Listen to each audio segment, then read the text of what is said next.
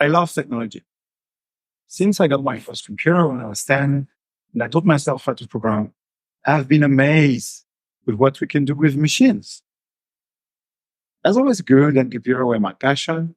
I climbed up the corporate ladder really fast at the beginning of my career.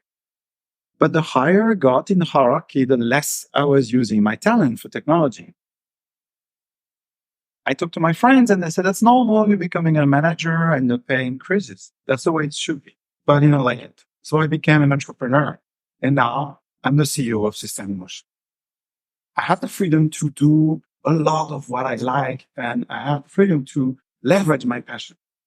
But there's something even more important. I got away from corporates and I got away from the EMP trap. EMP stands for email, meeting, and presentation. No matter where you are in a company, in marketing, in research and development, in sales, in finance, you get to read, reply, and send your own emails all day long.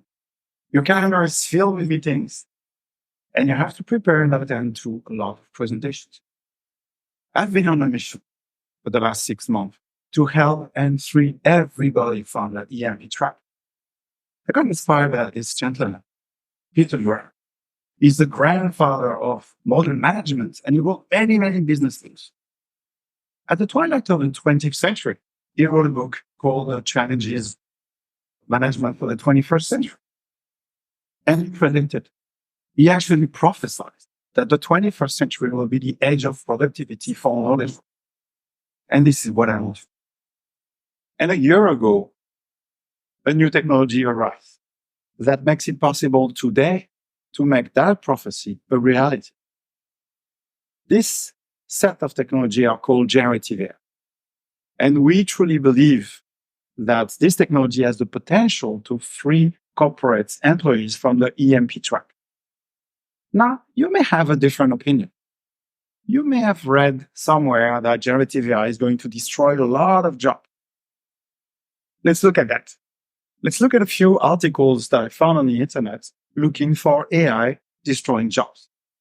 The first one was actually ordered by OpenAI, the company that created ChatGPT.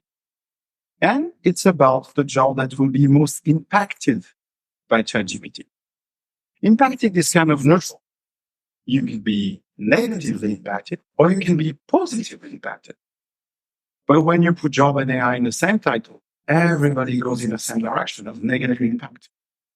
If you look further down in the article, they go position by position and job by job. And for accountants, they said that the AI exposure is going to be 100%. Again, your brain goes in the same direction. My God, 100% of accountants are going to be replaced by AI. No, that's not what it means. If you look at the underlying research, which is well designed, very scientific, a lot of data, the definition of AI exposure is that tasks are going to be improved by using AI by at least 50%. Let's look at a second article. This one is even more dramatic. 500 billion jobs could be affected. Again, that word affected. But there's another word there. There's could. Why is there a could? If you read down the article, you will realize there's no data. There's no scientific evidence. The 300 million jobs are coming out of nowhere. This is probably a discussion with a couple of beers between a journalist and an economist at Long Wi-Fi. Now let's look at the third article. This one is more specific. This one is in the past. AI eliminated, past tense, nearly 4,000 jobs. This one is interesting. Reading the underlying document, it is not a study. It's actually a survey. So companies have laid off people and they receive a survey. Why did you lay off those people? And out of the people, all the people that were laid off in May of last year, some companies tick the box AI for 3,900 jobs. So first of all, it's 100 less than the title times. Congratulations for the 100 people who didn't lose their job. But looking back at the underlying study, from January to April, no companies declared that AI was the cause for laying off people. Is it because it was not in the survey? Is it because it was not the reason for laying off people? We don't really know. So looking at these three websites, do we reach the conclusion that generative AI is going to destroy us? I don't reach that conclusion.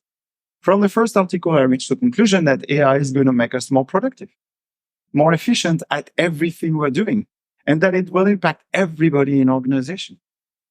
From the second article, I reached the conclusion, which I already hear, that economists can mess the widest land and they are not held accountable for it. And for the third one, I realized that a lot of companies, after laying off people, will claim that AI was the reason, when the only reason was that they just wanted to improve their profitability. I don't care too much about that macroeconomic stuff. I care much more about me and people around me and what I can see and what I can do. I realize also my strategy and analysis from personal experience. My personal experience with generative AI is that it freed me from the email trap. Every time I need to write a complex email, I need to proofread, I'm using generative AI and I'm more efficient. AI freed me up from a meeting trap. Every time I need to look at a lot of documentation, preparing for a meeting, me or my team need to summarize that meeting, create an action plan, we use generative AI. And it freed up for presentation. Presentation like this one, we use generative AI a lot. For the content, for the text, and also for the image. And as you can see in the last three slides, we played a lot with mythology and a certain side of our imagery. Does that make us artists? Not at all. I will never make that claim. I had a very heated discussion with an artist approximately a year ago. I was sending positive messages about generative AI, on which side came out to be very, very negative. I respect him a lot. So I had with him the first part of the argument, because he was not ready for the second. The first part of the argument is that you spend the last 50 years of your life becoming that great artist. And I admire him a lot. I'm really amazed at what he can produce. But it took him 50 years. For the last 50 years, I've been playing with computers. So I don't have that ability. But thanks to generative AI, I have the ability to express myself visually in a way that I couldn't be. The first part of the argument is that you, my friend, is a true artist. You spend the last 50 years of your life perfecting your art, perfecting your craft. I was playing with computers. So I'm not an artist. But thanks to generative AI, I can express myself visually. If I have an idea, I can make it visual. And visual sometimes is way much more persuasive than text. He got convinced by the first part of the argument that generative AI was for me because I don't know how to draw. But he was not ready for the second part of the argument that generative AI was also for him. I've seen artists use generative AI. They do it in a very different way than I do it. So to provide this kind of visual, I usually generate 3, 4, or 5 images. And I select the one that looks best for me. Artists, they produce 200 of them. And they know how to choose between 200 images, the one that looks the best. They have what I call the artist eye, which I don't have. So this is how artists can use generative AI. So now I'm equipped with a way to express myself visually. But of course, I also can express myself with words. And here I see a big change in my company. None of our employees are native English speakers. And for a lot of them, it has been difficult for them to express themselves in English. Again, because they didn't spend 20, 30 years practicing that. Now I'm receiving those well-crafted emails that are very convincing. What are they convincing me of? About their ideas. It's still their ideas. It was difficult for them to express themselves before in English, but the ideas were there, trapped inside. Now they get freedom. So through all this journey, using generative AI for ourselves, we realized we wanted to share that with the world. The acceleration that we are encountering in our lives today, me and my colleagues, we want to share it with the world.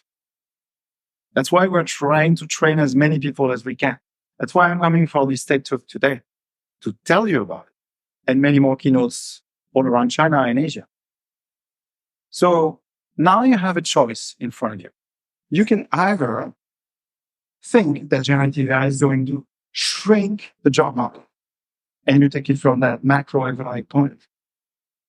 And from that overall macroeconomic view of the job market, you can reach a conclusion about yourself.